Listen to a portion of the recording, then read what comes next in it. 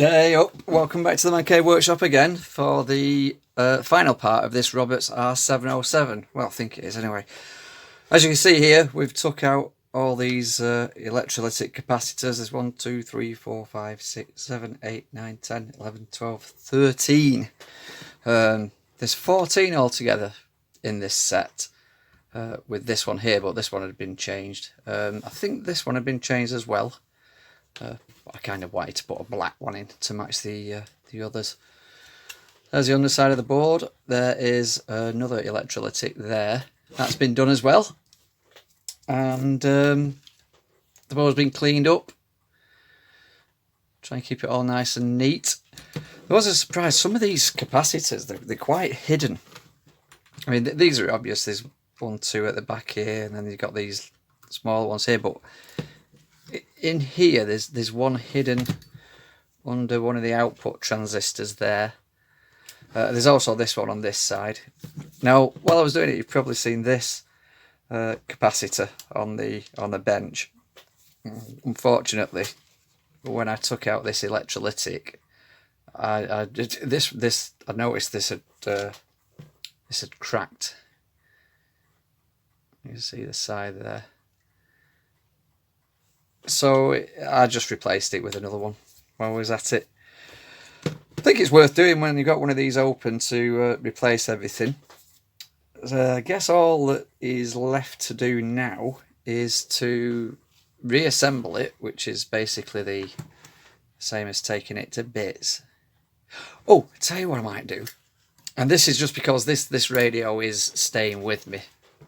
These headphone jacks are notorious for getting a load of muck in. Obviously, the muck falls down here, and then they don't work.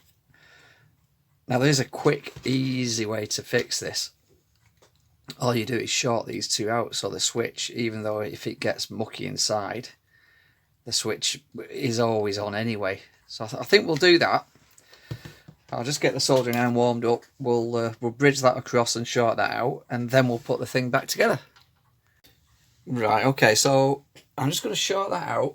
Call it a bodge, call it what you want. It's just because this radio is mine and I'm not selling it on. If I do sell it on, I'd just unsolder this. And I think I'm doing it right. There goes the Man Cave Workshop clock. So I am a bit rusty. I've not done a radio for months and months and months and months, but what I'm using there is just a leg off one of them capacitors I put in. Let's solder that bit to there.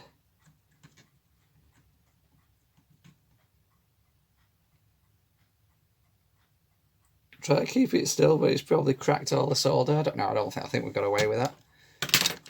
And if we just bend that over, I'm just basically tacking it on.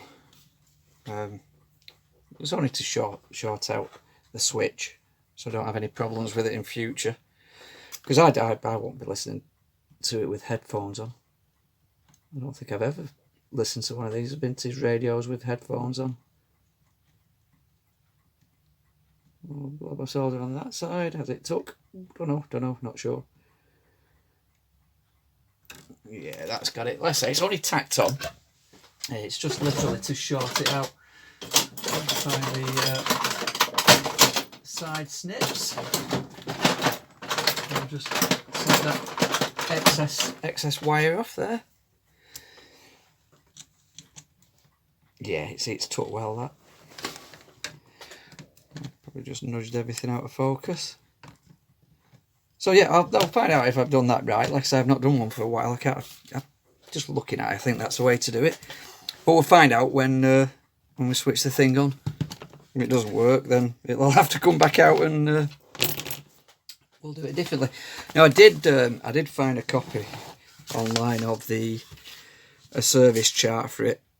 I thought it was interesting to get it anyway, because I am pretty much a newbie at this game still, but I do enjoy now reading the schematic, because I think the more you do this sort of thing, and obviously the literature on the radio as well, because the more you do that, the more you learn. What is funny about this one is Not sure if I'm allowed to do this on YouTube, but it's from a place called Radio Spares, this advert here, and it says the speed of a tortoise is 300 yards per hour, flat out.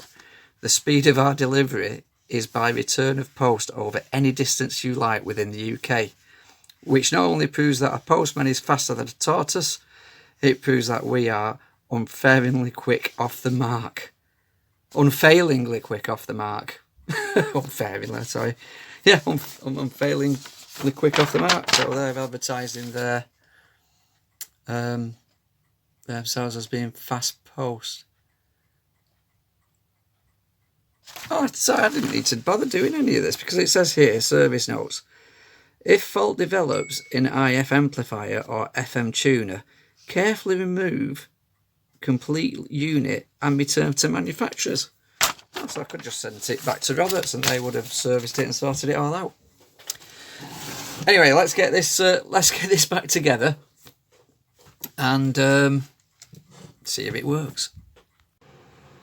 Okay, all back together. I'll just let it speak for itself. In Hall, Santa's bin, tick. The cooking is underway, tick. And there's a glass of something close to hand, tick, tick. Welcome to requests. Good night. How are you? Christmas, I gave you my heart. Christmas time.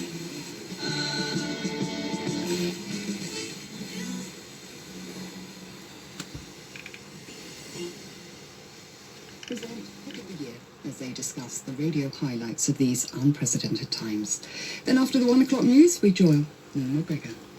10 years ago, the BBC and the British Museum embarked on a remarkable endeavour to tell a history of the world through 100 objects.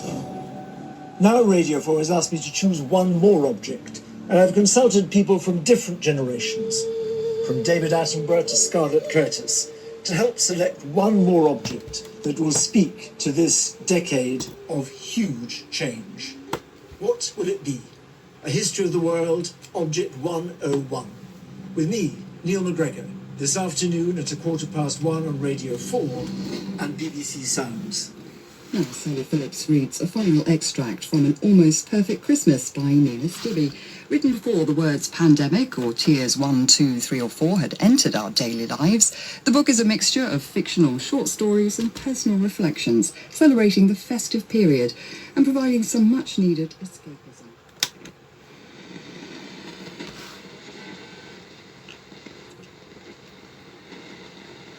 And I can remember him, I can't say the word on the radio, he went, and very well spoken, he went, what the are you doing? And he jumped on him.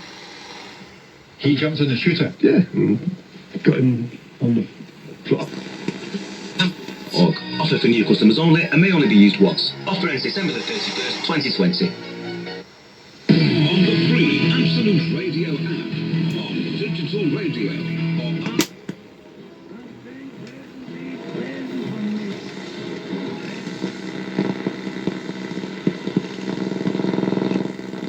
or from Jill Archer, fictional matriarch from the Archers, who I'd have chosen as my own mother if you could choose. I must have inadvertently mentioned this to my actual mother, because ever since then she hasn't missed an opportunity to say her. Well, there we go. The Roberts R707. Thanks for watching. And always, always, always live your life and be good to each other. Give me a thumbs up if you liked it. Catch ya.